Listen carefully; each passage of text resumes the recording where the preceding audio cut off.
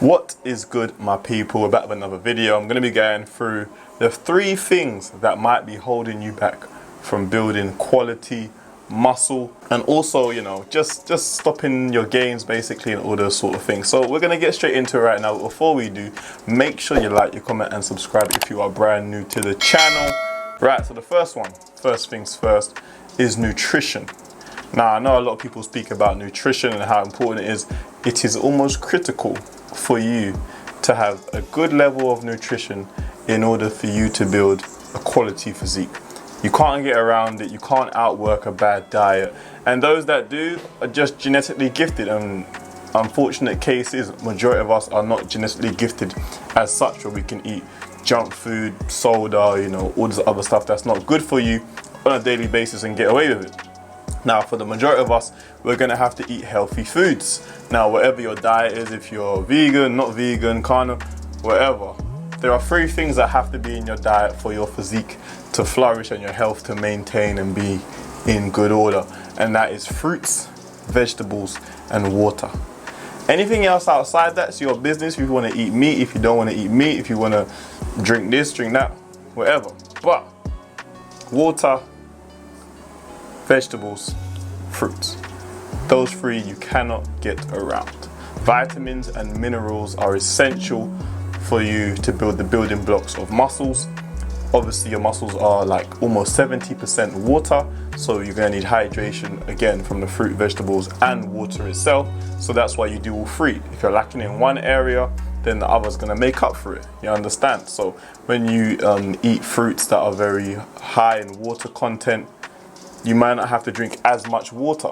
You understand what I'm saying? If you eat a lot of vegetables that are high in water content, even though some of them are considered fruits, scientifically speaking, but just for the basis of video, we're going to pretend like they're vegetables, like cucumbers, tomatoes.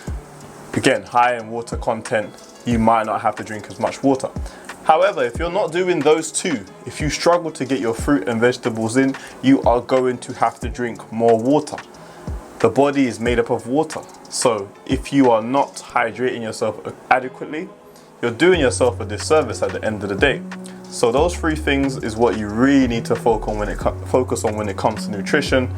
Of course, you're going to eat bad foods from time to time.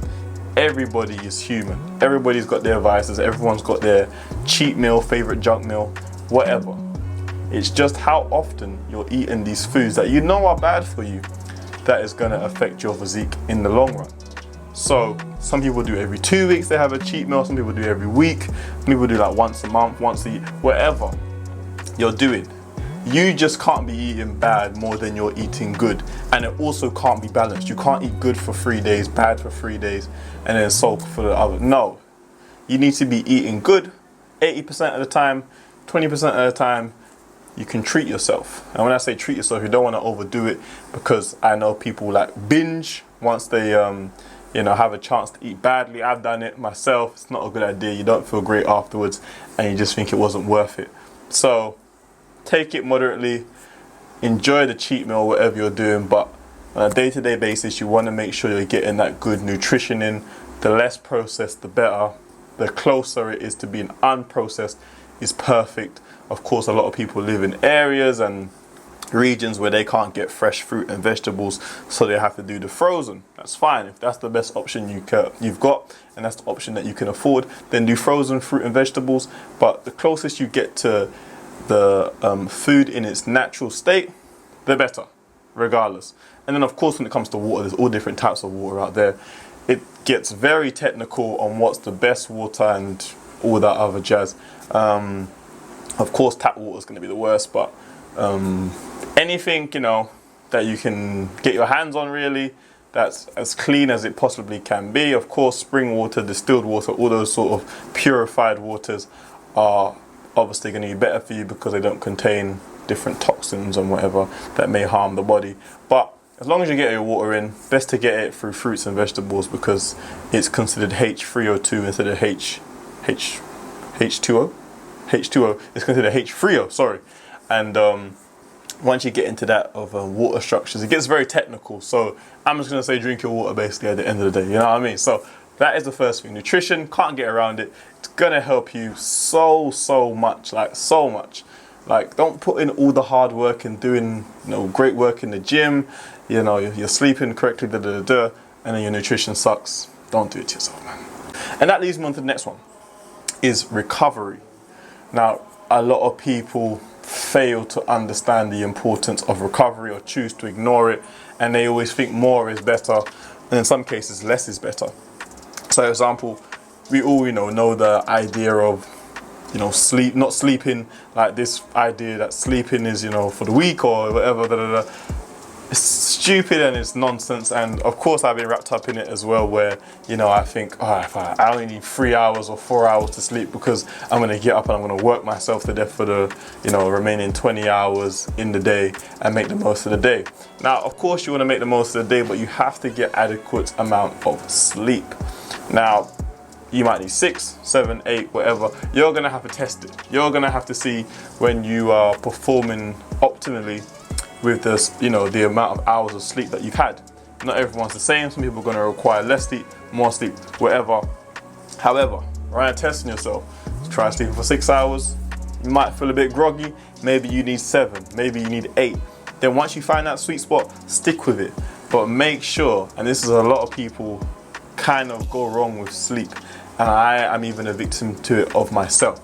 The sleep you get before 12 is so much more important compared to the sleep that you get after 12. Now, I know a lot of people work different schedules and all that other stuff, but if you can try and get some quality sleep in before midnight hour, then you're doing yourself even better, because those hours of sleep before midnight, so much better. But however, you're gonna have to do what you need to do. Just make sure you're getting adequate sleep, and also in terms of recovery, make sure you're giving yourself enough rest days in between working certain body parts so they're able to recover. Because remember, every time you work out, every time you are exercising or playing sport, you're breaking down the muscle fibers that are involved in whatever you're doing.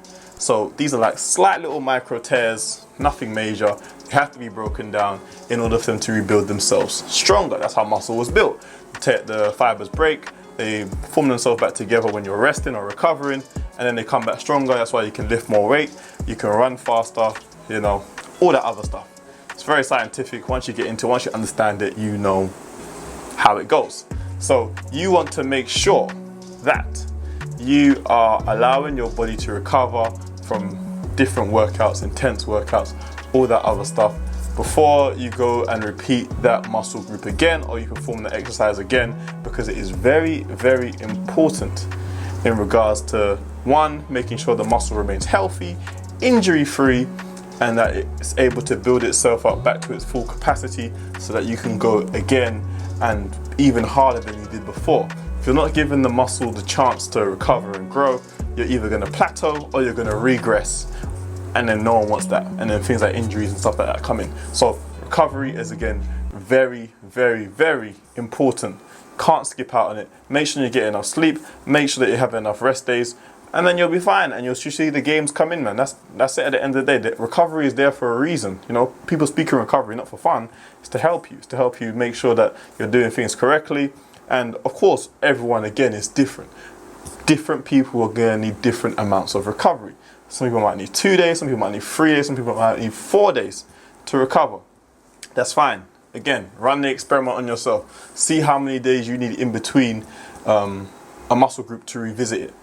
And then just go from there, really. Just make sure that your routine is helping you to build muscle.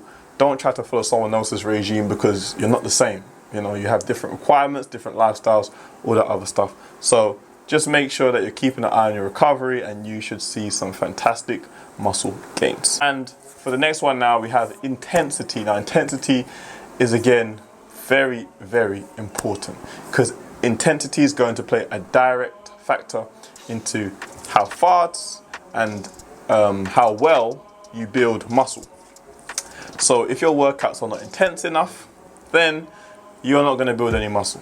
Sorry, it's just a matter of fact that you have to ignite that reaction from the body that says, wow, we're doing something that's almost at my limit, or that I'm currently capable of doing. I need to recruit more muscle fibers in order for me to do this in a safe manner. If if you don't ever push yourself to the limits that your body requires in order to recruit muscle fibers, different sort of areas of the body that haven't been used before, you're going to remain the same. Now, this is not to say that you should kill yourself every single workout, but some workouts need to be intense in order to spark that reaction in the body. That's it at the end of the day. But then there's the other end of the spectrum where every single day you're killing yourself 3, 4, 5. No, it's not about how long you are working out for. It's about how much intensity you are putting into this period of working out. So you could work out for 6 hours. It could be the most ill-intense 6 hours, but then you go away and say, oh yeah, I worked out for 6 hours. It sounds good, but not really doing nothing. However, you can work out for an hour and it can be, back-to-back intense. You're focused, you're making sure every rep is clean, you're making sure that you're, contracting the correct muscles and getting the form down right. And you will see yourself surpass that person who works out 3-4 hours a day in no time, because it's not about the quantity, it's about the quality of the workouts. So you have to make sure that your workouts are intense enough. Now, are you going to be able to work out the same intensity as a veteran or someone who's been doing this for like 10-15 years? Of course not. Again, you have to tailor it to yourself. You have to see where you are at and in this present moment and say to yourself, okay, this is where I am right now. This is like almost my limit. You don't always want to go to your limit, but you want to go, almost to my limit where I can't do no more, or I can get 10 good reps, 8 good reps, whatever your goal is of doing this movement or, exercise, whatever you want to call it. That is going to push yourself to get the physique that you want. And then once you kind of figure out the intensity that you need to work at, and then that intensity becomes too easy, you can further progress. And then you can start to play with things like the amount of reps you're doing, the amount of sets you're doing, rest time in between sets, supersetting, all different things, you understand? So intensity, again, is another very important aspect.